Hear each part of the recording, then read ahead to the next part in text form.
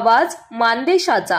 गतवर्षी जिल्हा नियोजन समितीच्या निधीतून जिल्ह्याच्या सर्वांगीण विकासासाठी अनेक वैशिष्ट्यपूर्ण आणि महत्त्वपूर्ण कामे हाती घेतली। चालू आर्थिक वर्षात 545 कोटी रुपयांची तरतूद केली असून अनेक नाविन्यपूर्ण योजनांवर तो निधी खर्च करून जिल्ह्याच्या विकासाला गती देणार आहे, असे प्रतिपादन पालकमंत्री चंद्रकांत पाटील यांनी केले। महाराष्ट्र दिनाच्या स्थापना दिनानिमित्त आयोजित मुख्य शासकीय ध्वजारोहण कार्यक्रमात पालकमंत्री पाटील बोलत होते।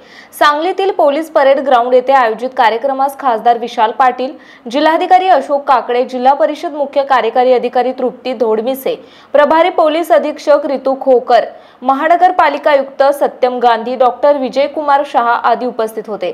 चंद्रकांत पाटील म्हणाले, 100 दिवस कृती आराखडा कार्यक्रमात महसूल विभागाकडून तहसील स्तरावर 7-12 पुस्तके, फेरफार पुस्तके, हक्क नोंद संचिका संकलनाची मोहीम हाती घेतली आहे।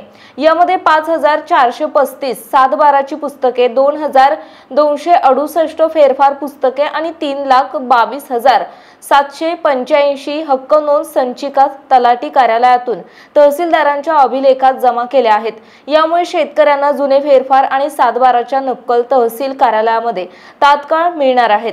गोपीनाथ मुंडे शेतकरी अपघात सानुग्रह अनुदान योजनेतून गेल्या आर्थिक वर्षात 172 शेतकऱ्यांना लाभ दिला आहे।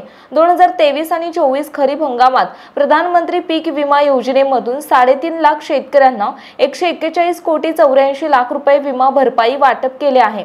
हवामान आधारित फळ पीक विमा योजनेमध्ये 10,687 शेतकऱ्यांना 29 कोटी 85 लाख रुपये अनुदान दिले आहे। प्रधानमंत्री सूक्ष्म अन्न प्रक्रिया उद्योग योजनेमध्ये 2024 आणि 25 मध्ये 563 प्रकल्पांना मंजुरी मिळाली आहे। आपल्या जिल्ह्यातील तालुक्यातील लेटेस्ट बातम्या पाहण्यासाठी आजच मान चौफेर न्यूज चॅनलला YouTube वर सबस्क्राइब करा आणि बेल आयकॉन प्रेस करा।